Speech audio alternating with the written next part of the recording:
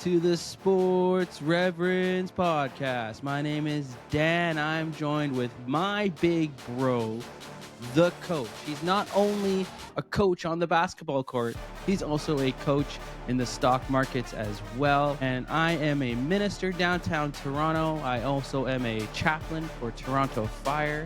And boy, do we got a great show for you today. You know, a lot of podcasts, they have something for you to take away. Some will make you laugh. Some will try to make you money. Some will help you get in shape with your fitness. We have something that is far greater than all of that. I know that sounds too good to be true. I know that sounds like a gimmick. But through our life experiences and all the challenges that we've gone through, the storms and tough times, we actually have the source and the solution to all your problems of how we got pulled out of the mud, how we made it through difficult and challenging storms. And that's through our faith in Christ. So this show is about some hot sports takes that you're going to get, and then also about our unapologetic faith. And you're going to see our sports and faith collide, and we'll look at our faith through the lens of sports. That's what we'll do. So, Coach, why don't you give a little bit of a rundown of the show, and we'll get going. Absolutely. We always start off with our quick hitter news. Got some 5 good ones today. We'll recap Week 13, Turkey Day and all. Look what's upcoming for Week 14. NBA Cup talk for sure. I think tonight's the last set of games, so we'll see qualifiers who goes through the knockout stages. And then we're hitting our real talk, which I think we're really excited for. And I titled it, You Are More Than Enough. Why don't you start us off with our quick hitter news? All right. The Houston Texans linebacker Azeez Al-Shaair has been suspended for 3 games after his hit on Trevor Lawrence. Matt Eberflus has been fired as the head coach of the Chicago Bears. That's the first time ever the Chicago Bears have fired a coach. In season. Wild. Wow. James Harden is the second player ever to hit 3,000 threes. That's just after Steph Curry. That's a surprising stat. I thought Clay would be up there, but hey, James has been shooting a long time. Yeah. For all you F1 fans out there, some sad news. Sergio Perez will be leaving Red Bull at the end of the 2024 season. And the LA Dodgers, they get better. They signed 2-time Cy Young winner Blake Snell to a 5-year, $182 million contract. Absolutely Rich just keep wild. on getting richer. Absolutely. Before we go anywhere else, let's handle some business. We have a brand new Shopify store. It's called the Sports Reverends Shop. And you can find it out at sportsrevs.com. You can see the link in our YouTube description or wherever you're listening to this podcast. It'll be in the description at sportsrevs.com. You will not only find great deals, you'll find great products you like, products you want. And on the best part of it all is that this is a way for you to support the show. Check out sportsrevs.com. Anything you buy goes towards helping support the show as well. And you're going to get some awesome gifts for Christmas, or maybe you want to get the office some great teasers there, whatever it is, or maybe you want to treat yourself, whatever it is. Check it out, sportsrevs.com. You will be happy with what you find. Beautiful, beautiful. All right. Heading into Week 13, I think we went 5. Well, let's put it this way. I was perfect. You had a blemish, and I'm going 3-0 in our bets. Well, let's go here. We had Detroit over Chicago, got the dub. Dallas over the Giants, got the dub. Green Bay over Miami, got the dub. We didn't care about the Chiefs game. Yeah, perfect turkey day. Didn't care about the Chiefs game because we knew the Chiefs were going to roll. We had Buffalo over San Francisco. What a snowy game that was. And Denver over Cleveland. And last but not least, we had our bet for the week. And the Eagles took it to the Ravens. So if you're keeping track at home, that is 3-0 for the coach. They call me the coach for a reason. I see things that other guys don't. Maybe only when it comes to Daniel, but we'll see. And so that means addicted. I'm going to get addicted to these smelling salts, man. That means next show, or maybe we'll do a reel sometime this week, and you're just going to have to sniff this thing again. Yep. But that's okay. I earned it. Whatever doesn't kill you makes you stronger, is what they say. So heading into Week 14, we have a juicy one. Green Bay at Detroit for the Thursday nighter. This really is the battle for first place, right? Yeah, I think it's a excellent game. I'm really excited, but I think, and I'll take the lead on this one. Detroit is gonna win.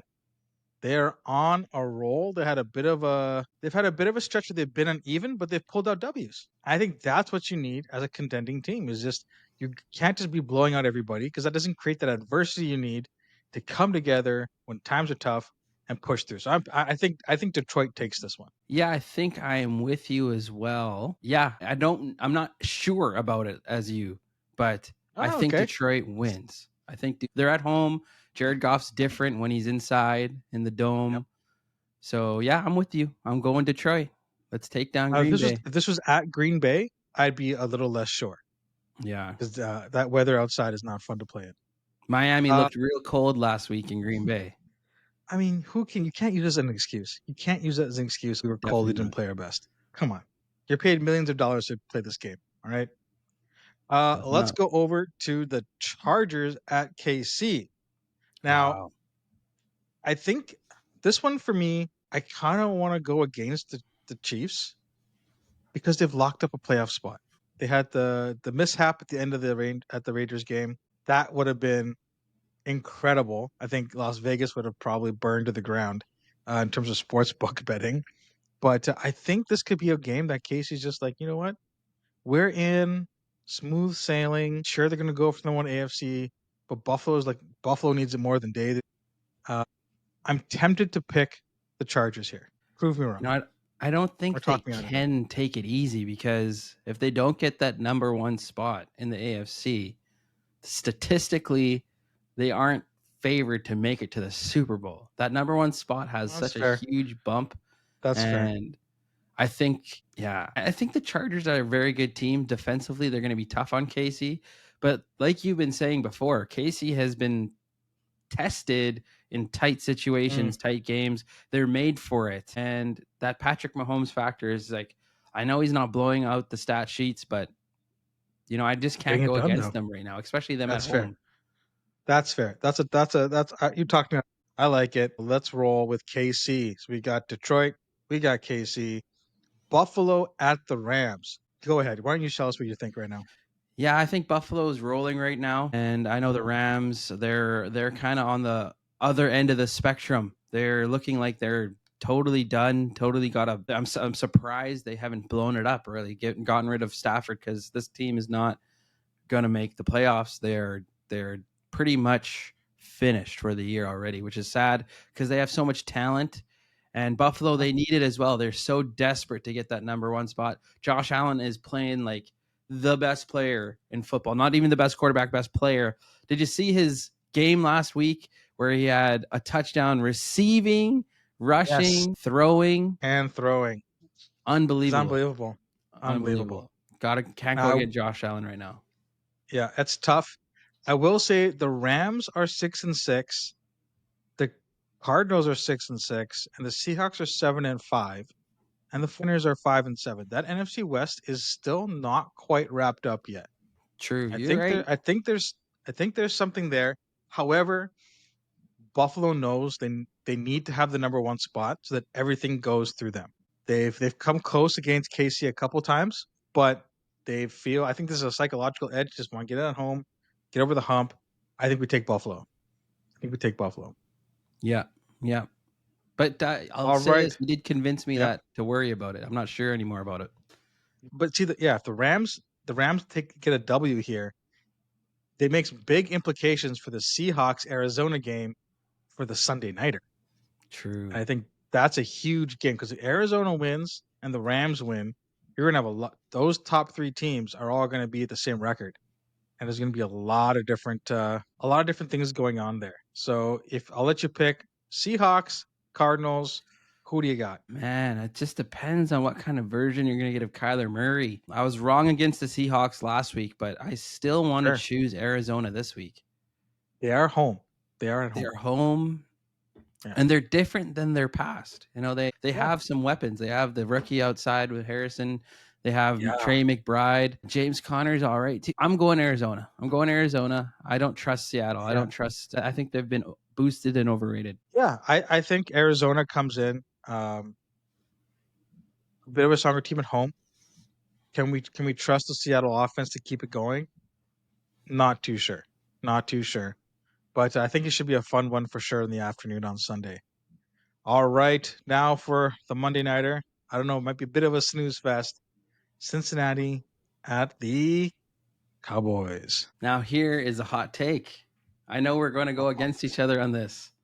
I'm not only choosing the Dallas Cowboys to win this game, I'm Jeez. choosing the Dallas Cowboys to squeak into the playoffs and Oh, the wild card spot. With the schedule oh, remaining, they have a chance. They really do. And with their defensive guys coming back, DeMarcus Lawrence may be back for this Monday, and Trayvon Diggs may be back as well. You see their full defense. And Cincinnati, they've already admitted they cannot stop anyone. Jamar Chase says we have to score every yeah. single time we're on offense. And there's trouble in paradise in Cincinnati. That's what I think. Well, I think if one of your best players calls out an entire half of the ball, that could light a fire underneath them. That could light a fire underneath them. Got so the Cowboys have the Bengals, Panthers, Bucks, Eagles, and Commanders. So that's pretty tough at the end there. Yeah. Because the Bucks be fighting for a playoff spot, Eagles and Commanders are fighting for a playoff spot. They have to win this one to get any chance of getting in the playoffs. They for sure have to win this one and against the Panthers. And then And the Panthers, it's a for sure. toss up Then for sure. kind of destiny's in their hands. You know what? I will go with you on the Cowboys on the win. I will not say they're jumping into the playoffs. There's no Here we chance on that. go. Here we go. But we'll go with that for the win. All right. So to round up our Sports Revs top 5 picks for this week on week 14, we're picking Detroit, we're picking Kansas City, Buffalo, Arizona, and the Dallas Cowboys. Let's So go. there you go. That's our 5. That's our 5. All right, now to something that we both are a little more, well, maybe I'm more happy than you are about it because you're a big football guy. NBA Cup. NBA Cup. Lots of games going down here on Tuesday night as we head towards the quote unquote knockout stages. Group A, the Knicks and Orlando are battling out for top spot. Who are you picking? Who are you I'm picking? going New York Knicks, baby. I'm all in on the Knicks this year. Okay, you're all in the Knicks. I'm going to jump on with Jonathan Isaac. I think Orlando can take him down. It'll be a tough game for sure, but I like Orlando here. Group B, the surging Milwaukee Bucks and the surprising Detroit Pistons, both battling for top spot. Yeah, I gotta go Bucks. I think Bucks. Yeah, I think the Bucks too. Yeah, They need this for their morale. So I think I'm going Bucks. interesting. They have been on quite the run though. Yeah, So they've turned it around and winning big time. changes all moods. Very true. And they got to Very keep true. this going though. They got to keep this going if they want to be Yeah. real. The momentum immediately needs to start swinging. Surprising, Atlantic topped out Group C. They've locked in the Unreal. wild spot cards or the top spot there, so that's great. So in terms of the tiebreaker for the East, at least, um, New York must win to advance. Orlando, Milwaukee, and Detroit, they do have a chance to get in if they lose, and Boston can get in as well. It's all dependent on the tie-breaking points. The point differential is going to be what determines who goes through. But basically, for New York, they have to win to get in, and we let the other ones play by chance. So as you always say, win or go home. That's kind of how we play here, right? So winning takes care of everything, but there are a few permutations that get them through. Into the west side of things, Group A, Houston's locked up top spot, which is fantastic. Yeah. Group B, we got all three teams here, think of 2-1. So this is how it looks. San Antonio clinches with a win versus Phoenix. Phoenix clinches the group with a win versus San Antonio, and an Oklahoma City loss to Utah. Oklahoma City clinches with a win and a San Antonio loss to Phoenix. Wow. So a lot of different things could happen tonight. One thing I do personally, I think, as much as the Spurs are going to try and put up a fight, Kevin Durant's going to say no thank you and just bomb them and just push them through. I think Phoenix wins this group. Yeah, like this NBA Cup, this is the part that now it's getting really fun.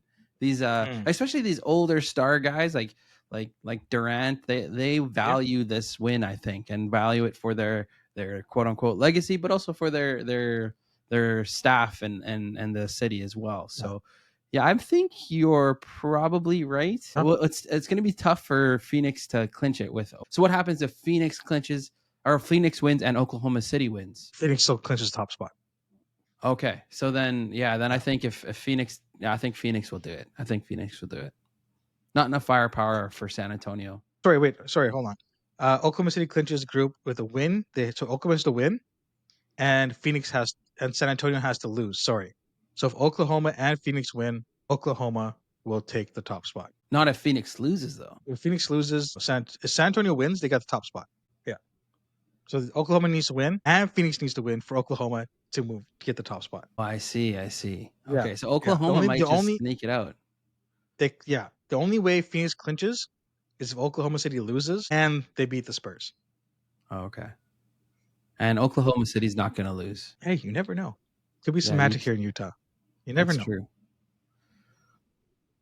Group C, Golden State's locked up top spot. As you wrap up our cup talk here, the wild card positions are there's 8 teams: Spurs, Phoenix, OKC, Dallas, Portland, the Lakers, Denver, Memphis, and the Clippers. All of those teams have a chance to make the wild card spot in some way or another. And it all comes down to point differential. And so there was this post on Twitter about all the different permutations, and I was like, there is no chance I am putting that onto our little chat here because it would take forever to go through. So basically, kids, the story and theme is you win, you move on. But it also just shows you how the difference in disparity is between teams in the East and the West. Wild. This is wild. It's going to be really fun going forward here. So time looking to lock forward in to the on knockout their stages. NBA. Yep. Yeah. Should be good. Should be good. Well, we'll talk. I think we'll do predictions after once everybody's been locked in, and we'll go from there and see who comes out on top. Perfect for next week. All right, all right. That wraps up our NBA talk. Wraps up our NFL talk. Now we're looking up to some more business. So as Dan mentioned earlier, I do coach on both the basketball side and the financial side of things. And if you're looking at your interest rates and you're asking, what does this even mean? If you're looking at your rate of return and you're like, how do I even get here? Check us out at www.train2invest.com. Train2invest.com. We have a free ebook we would love for you guys to download, read through, and it's an easy explainer of what we do and how we can coach you to reach your financial freedom and future financial goals. Read through the book, fill out the contact form, and somebody will get back to you. One of our wonderful team will reach out to you and see if what we do is a fit for you.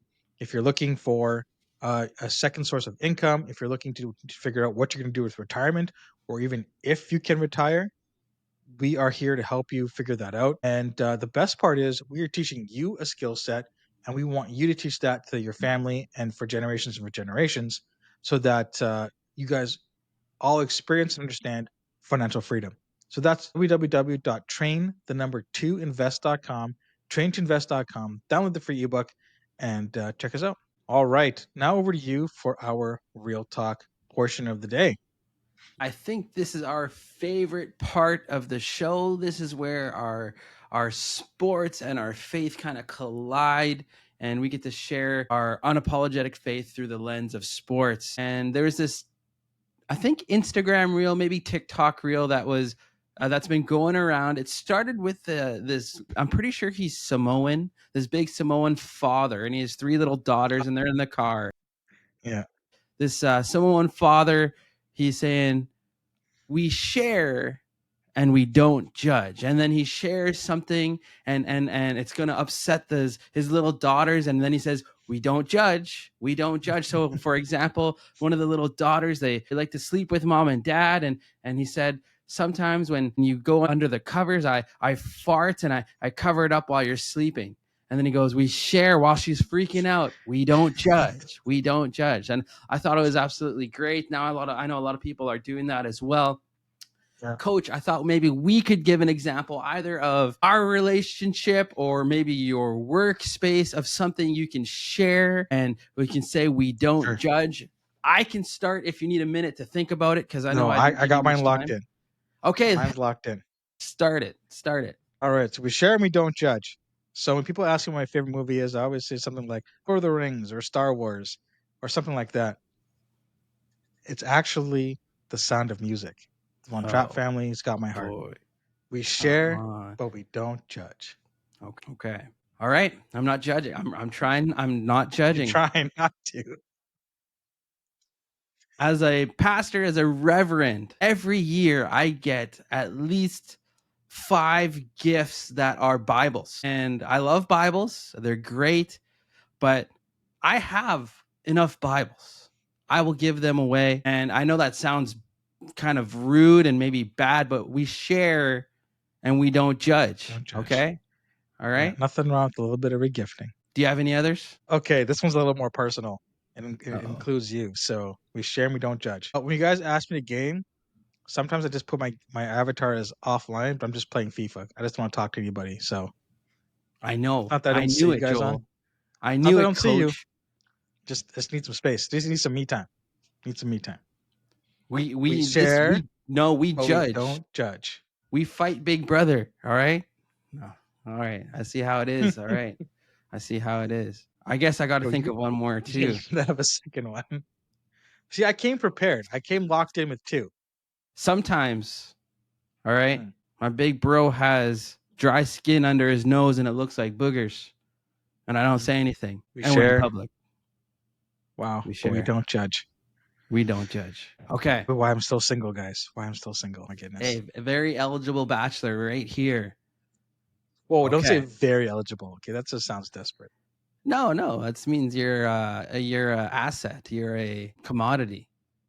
Okay, There we so let's go. get into it. All right. All right, let's get Our real into it. talk, we share, we don't judge. You know, I think a lot of people, when it comes to Christianity, when it comes to faith, there's some hurdles that come in their way. There's some hurdles that challenge them. And one of the hangups for those people that are thinking about Christianity or maybe have some pre-based ideas about Christianity is not feeling worthy. You know, I've had a lot of different friends saying, I can't even walk through the church doors because God's going to judge me for my sinful past, and I'm going to light on fire as I walk through the entrance of the church doors. Or they love saying the common lines of, you know what, it's all right. I'm just going to have a party out in hell because, you know, my life is just too sinful, I could never live up to the Christian standard, and I couldn't do that Christian life. And you know what, like, I think a lot of people feel that way and they have these pre-based ideas, and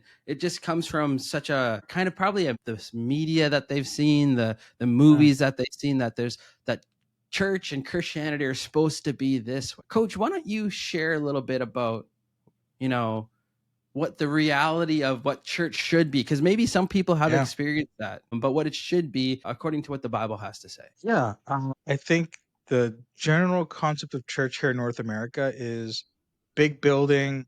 You kind of either have the one side where it's a lot of old people and it's very stuffy, it's very stoic, you come dressed up, and then the other side of it is it's like a giant concert, right? It's dark, you can't really see anything, and there's a light show, and the pastor's a hip young person, and in both situations, you are just a number. It feels like because you're just one little person in this massive crowd, and it's hard to feel a connection. Whereas church is not about the building, it's not about where you're located, it's not about how many fancy lights you have or valets in the parking lot or even what the pastor drives. It's about the community who attends that church. It's about a community of fellow believers who are imperfect, coming together to worship their risen Lord and King. It's about a communal experience of expressing love to God. And in that same vein, you're meeting new people, whether they've been Christians for a long time or just they're new to the faith.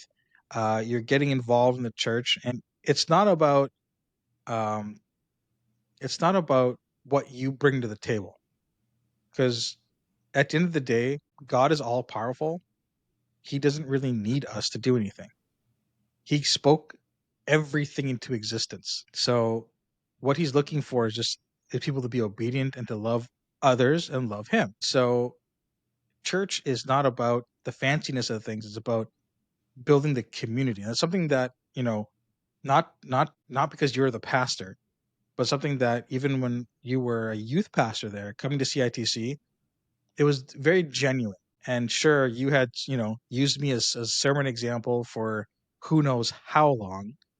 This is pre-streaming, so I could never find out. But people there who, when I first came to visit Daniel, were they were loving, they were kind, they were caring. They didn't put on any airs that they were superior to anybody, because at the end of the day, we're all sinners. We all start off at the same place, right? And church is a place where you meet with other sinners because we're all imperfect, and you worship God. And you get something put into yourself so that through the week you can put it out to others as well. Yeah, I love it. I love it. And I love the part you shared about how, yeah, we're all imperfect. None of us are have it all together. I think we grew up in I think it was a church culture. Maybe it was more in my head. I don't know, but whatever it was, is that I felt the need that I had to, when growing up, go to church. I had to look perfect. I had to act perfect, and I had to have it all together. And Mm. it was all facade, because there's so many areas of my life where I was broken, where I was challenged by things, and where I wasn't living up to the Christian standard. What I want to foster at our church, and I think a lot of church cultures have changed along the way, is that we are a bunch of broken people, imperfect people, people that don't have it all together, that get together because we know the source of our hope and strength is the one who will help us in our deficiencies. His grace for us is sufficient for our deficiencies. And that's what kind of helps us, like you said, not only to receive during Sunday, but also to pour out to others as we're called to do.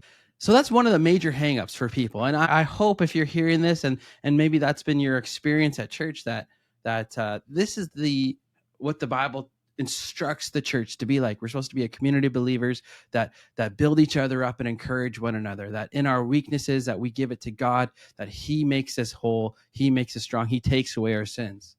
Another hang up is, Before we oh yeah, go ahead. jump to the next piece, sorry, you said a really interesting piece. We're trying to live up to the expectations. And the key word there is trying, because we're never going to be perfect like Jesus. There's only one perfect human, and that was Jesus. And so you're right. I think part of the, growing up in our home church was you had to look the right way, dress the right way, act the right way. And there's some, there's some benefit to having church rituals and things like that, for sure. What needs to not be lost in translation is that you have to come as you are, right? You don't want to put up a facade. You don't want to put up walls. And it's really easy because you look around, you see, man, this person's, praying in tongues. I've never done that before. Or this person, their hands are raised during the worship, and it's like they're so into it. Why don't I feel that same way? We're in the same spot. We heard the same message, right? You have to come as you are. And being vulnerable when you come into a church is very difficult. For some people, it's past experiences at church which really turn them off, or it's the idea of even being vulnerable in general, where you've had to be so hard-hearted, you've had to really close yourself off. You've had to protect yourself from whatever it is, whether it's physical or mental, emotional abuse. And so this concept of opening yourself up and being vulnerable in a public place is very difficult, and it's very scary. But when you find a place that loves you and cares about you and is invested in you as a person, not just not just a number as you walk through the parkade, you'll see the impact that God has for your life, because he's even though he doesn't need your tithe, he doesn't need your skill set, he wants to do something in your life. If you open up, and that's what we've talking about legacy, we've talking about opportunities. God wants to do something in your life. The first step is getting up and going, and that's always the hardest step. And I challenge a lot of you who are sitting at home in your pajamas, watching church on your YouTube or TV. Maybe you're still not awake. Get back to church, because while it's convenient to watch on your tablet or convenient to watch on your TV, if you're physically able to go, there's a such a bigger blessing for you at the physical place, but you also don't know who you're going to bless. So if you find yourself you're stuck at home and you're like, I don't really want to go, I challenge you this week, get up and go, because there's probably somebody who's been thinking about you, who wants to connect with you. And you've been put on their heart for some sort of reason. But yeah, just come as you are, be vulnerable, because God wants to do something for you, and He will do something for you. Absolutely. And yeah, so the first hang up we looked at is people feeling not worthy, that they're not good enough to come to church. Well, this is the reminder that God has created you. He's made you worthy. He wants you to have great relationship with him, and he wants to bless you. So that is your reminder for this week, that you are worthy. Now, another hangup for many people is also the idea of going from having all this accountability as the Christian life has, compared to living the way you want to live. And that's a very difficult thing to hurdle over, because it's very easy to live for self. I did it for many years. I lived for myself. I lived for what I wanted to do, how it would benefit myself, and how I would enjoy my life that way. All of that had always left me empty. It always led to self-destruction, and my life was going down a really dark path that way. But when I decided to say, I'm going to live for you, Lord, I'm going to stop living for myself. I'm going to stop making myself God of my life. I want you to be God of my life. That's when everything changed for me. It didn't go from, oh, there's so many rules in Christianity. It went to, Lord, I want to serve you this way because I want to honor you. I want to follow what you have in store for me. And it's actually a joy to live, to be sinless, to aim to be pure. And it's not focusing on rules and the things you can't do. It's the opportunity to live the way you've called us to, with integrity, with purity, with honoring you, and with the opportunity to bless others along the way. Coach, have you had any experience yourself, living for self and then trying to live for God, or maybe you've encountered a conversation with someone who's hung up that way? I'll give this example, and it can be contentious in church circles, and it can be contentious in life. What about tithing? Whether it's 10%, whether it's whatever, like, God asks you to give a tithe. And simply the point of the tithe is to give back a little portion what God has given to you. And dad always ingrained in our head, you take your paycheck, you put 10% in your savings, you put 10% for your tithe, and you live on the other 80%. That seems pretty hard to do when you're making $200. However, when you talk about living for self, it's about, let me pay my credit card bills, let me buy this, let me buy this, let me look at this, let me go out to eat, let me go on this date. And then with whatever left over, I'm going to give to God if there's enough, or even if I feel like it. And for a long time, that's how I lived. I would, prioritize worldly things over God's stuff. And not that I'm saying I'm rich now, or I'm super wealthy and I'm living in a $10 million home, but I've seen how my attitude shift towards tithing has impacted my ability to be more generous. I'm a pretty generous guy. I love to give. I love to help people out. What my mind shift personally was, it's when I look at my paycheck, it's not, oh, okay, I got to pay this, and first. It's like, no, no, no. First goes to God. Whatever it is, first goes to God. And there's many ways you can do that, whether it's through setting up, e-transfers, whatever things, like, there's ways to do that. But the first, it's giving joyfully. And it's not just I'm doing it to check mark a box. I'm not doing it to say, okay, I've done this. It's like, God, thank you. I got paid. Thank you for my job. Thank you for any opportunities that come my way. Here is my tithe to thank you for that. Anything you give on top of that is the offerings piece. But the practice of tithing and being faithful with giving God my firsts, like Abel did, not like how Cain did, but giving God my firsts has sown different opportunities into my life. When there have been times where if budget's a little tight or things are a little tight, God has come through with somebody taking me out for lunch, or a a random person saying, "Hey, you know what? I got this coupon for this, and this. I think you should take it." Like, there's things that happen that it could be coincidence if you look at it, if you look from that perspective, but it's also, if you look at it and say, okay, you know what, I didn't see this solution to my problem coming this way because I only have a limited human brain.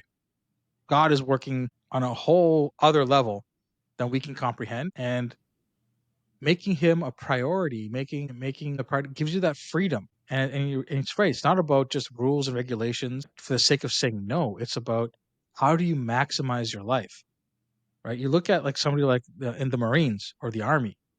You see the movies where there's just a guy screaming, and you're like, man, that sounds horrible. I don't want any part of that. However, if they're building that discipline, they're building that lifestyle so that when they are put into a compromising situation, they are prepared. They are prepared to handle it. Same thing with reading the Bible, right? When you come across a situation where it's like, man, I have zero idea what to do. And I'm sure this has happened to you. Scripture just comes to your head and you're like, yeah, that makes sense. I can apply this to this thing. Or I can say, hey, this is what I think, I can share into your life, so and so. And it's not about saying no, it's about learning to say yes to the right things. Hmm. So that would be kind of my two semi examples of living for life for myself versus living life for God. Yeah, and I love that. I love that. And if you didn't catch that, if you didn't catch it, everything that Coach is talking about is the desire to live for God. It's not wondering about, am I Yeah. completing this task, or am I following these guidelines of rules? It's actually with the mindset of, I want to live for God the way you've called me to. It's not about a checklist of, yes, I did my tithe, I did this, I did that. It is the kingdom. We call it kingdom mindset, right? As a Christ Yeah. follower, really everything we want to do is within kingdom mindset. It's to glorify God. I want to get my health in better condition to glorify God, not to look good for my Instagram post. I want to Yeah. be a good example to the next generation and my future kids and all those kinds of things, right? I want my money to have kingdom purpose. So I want to give with a generous and grateful heart. It's a joy to give. And Mhm. as Coach was saying, the more you practice that, the easier it is to be generous, and the more blessings you can actually have, more opportunities to bless others is what you'll have. And that's the kind of heartbeat we want to encourage, and that's kind of the heartbeat of what this real talk has been about, right? It's living for God as best as you can, but it's the Christianity piece to it is, it's not about rules. It's not about, tasks. It's a lifestyle of serving and pleasing God rather than focusing on the things that we may think hold us back from having relationship with God. And I think a lot of people get hung up on those things, but that's not what it's all about. Everyone at Yeah. church is going to be just like you. They have failed, and they haven't come Yeah. up to they haven't come up to standard. And at a church, that's where it's the healing process is. We bring it to God. He forgives us, he enables us, he empowers us to live moving forward. And that's kind of the heartbeat of what I had on our heart for today for the Sports Revs talk. Anything else you want to add, Coach? Yeah, I think if you feel like you're just a number at church, if you feel like you're not worthy to be there, get involved. I think that's something that will really help you understand, give you a perspective of what this whole Christianity thing is all about. Whether it's joining a life group or a Bible study, whether it's, volunteering to be an usher or volunteering to, do whatever at the church, get involved. And that's how you're going to build relationship not only with other Christians, and that's how you get great mentoring and build that community. But it's going to help you also feel like you're part of the church, not just showing up to be in the church, right? To be part of the community, you have to contribute something. And I think a lot of times people look at church as just take, take, take, and take. And we don't want that. We want to be able to give to church, not necessarily always money, but with time and with talent. And you'd have no idea what you volunteering and spending time with other people are going to do is going to bless somebody else, and then translates that to the rest of their week where they can share with something and something. And it's a snowball effect. And yeah, so my challenge, I got two challenges for you guys this week. Number one, if you've stopped going to church because you just enjoy the online side of things, get up and go. Wake up that extra 50 minutes earlier, get showered and show up. You will be missed and people want to see you. And number two, get involved. Just go to something different. I know sometimes it's a little awkward, going to Bible study and not knowing many people. I guarantee you it's going to be a net positive to your life. I love it. I love it. And I guess I'll do the wrap up this time. Sure. Make sure to check out the YouTube channel that you're probably watching this on right now. If you're not, make sure you leave a like and a comment, subscribe, check us out on all our socials on Facebook, Instagram, X, formerly known or now known, formerly Twitter. Check us out on Spotify. Check out the sportsrevs.com, train to invest, all in the YouTube description. And do us a favor, share it with some of your friends that may like to hear this kind of podcast. Maybe it'll encourage them. Maybe it's a good gateway for them to try church, maybe even for the first time. And if you're looking for a church, we can help you out as well. So send us a message and we'll be there for you. All right. I think that's it. Peace. Peace.